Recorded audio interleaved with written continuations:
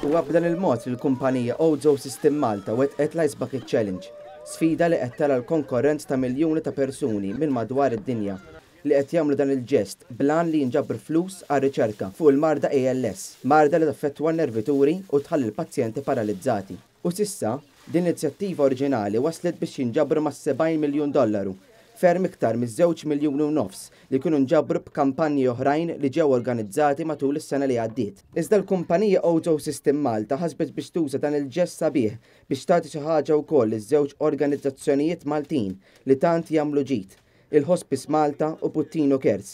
Bil-ħaddiema tal-kumpanija bejniethom jiġbru għal kull għaqda s-somma ta' €200. Is-sit tal-kumpanija Mario Muscat spjegalna r-raġuni wara din id-deċiżjoni. Tant hemm nies tant ġabru għalihom. Laħassejna illi kemm il-Hospice Movement li tuħsieb din marda u Malta. U kemm il-Puttino Cares. Dak jibatu ħafna u għandhom bżonn il-flus. Tkellimna wkoll ma' Fabio Muscat li min-naħa tiegħu spjegalna l-valur li dan il-ġest kiseb bis-sehem ta' diversi membri tal-kumpanija. Għażna bħala kumpanija x'naħseb il-messaġġ jasal iktar. Jasal iktar biex forsi kumpaniji bħalna li forsi kien hawn naf li kien hawn, però biex il-kelma timxi iktar li dawn nies għandhom bżonn. U wara dan il-ġest ma jqosux iktar nominazzjonijiet. Wara li saret id-donazzjoni l-Hospice Malta, il-kumpanija nominat lil Lugandi Fortina, Corinthia Pellis u Retisin ta' Malta, kif ukoll l-istazzjon tar-radju Bay Radio.